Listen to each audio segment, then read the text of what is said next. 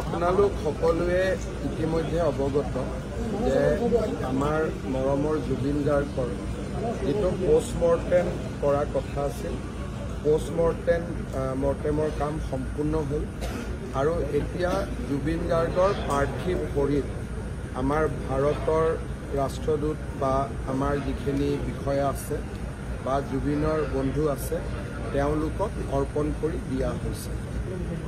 ইয়াৰ next ষ্টেপটো হ'ল তেখেতক আমি পাৰ্থিৱ শৰীৰক আমি দিল্লীলৈকে লৈ আহিম আৰু দিল্লীৰ পৰা এখন বিশেষ বিমান যোগে আমি তেখেতক গুৱাহাটীলৈকে লৈ আহিম।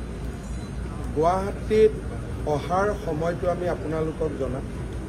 গুৱাহাটীত আহিলে প্ৰথম পাৰ্থিৱ শৰীৰ জুবিনৰ ঘৰলৈকে আহিব।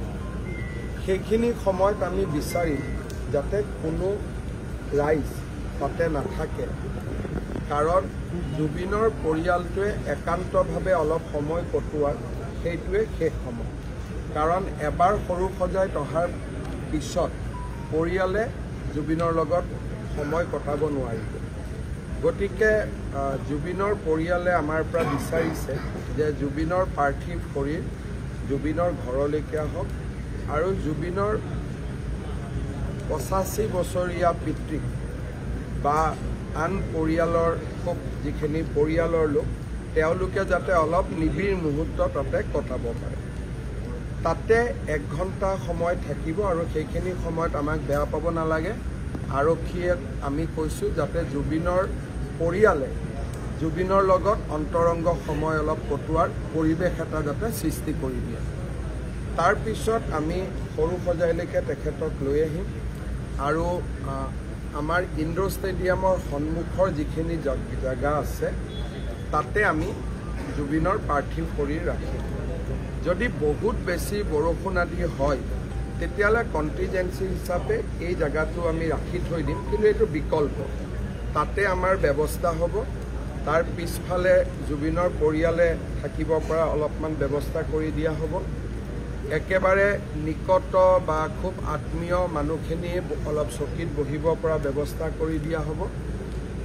আমাৰ য'ত হেলিপেড আছে, যিসকল ৰাইজে অলপ বেছি দেৰি থাকিব খোজে সেই জেগাটো আমি ডেভেলপ কৰিম।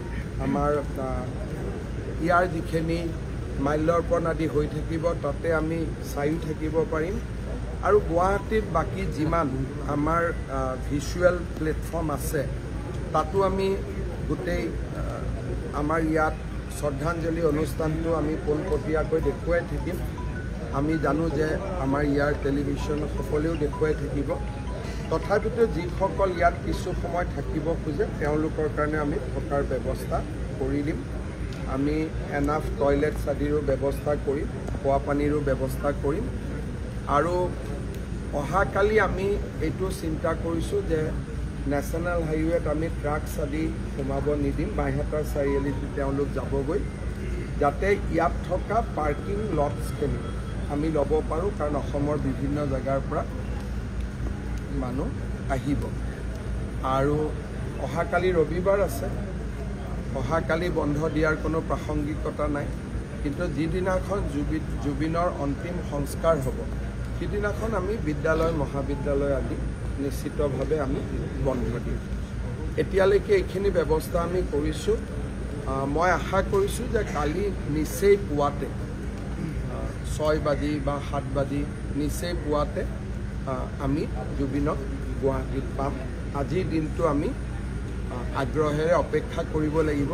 মই চেষ্টা কৰিছিলোঁ আজি আনিবৰ কাৰণে, ছিংগাপুৰৰ কৰ্তৃপক্ষকো কৈছিলোঁ যে পোষ্টমৰ্টেম নকৰাকৈ পঠিয়াবৰ কাৰণে, কিন্তু অসমত যিহেতু তদন্তৰ কথা এটা আহিলে বা এজাহাৰ আদিও আহিলে তাৰ পৰিপ্ৰেক্ষিতত আমি পোষ্টমৰ্টেমটোক খুব বেছি না কৰিবৰ কাৰণে আমি সুবিধা নাপালোঁ, কাৰণ ছিংগাপুৰ কৰ্তৃপক্ষ অলপ সচেতন হৈ গ'ল, ইয়াৰ ফিডবেকখিনি তেওঁলোকেও পায়।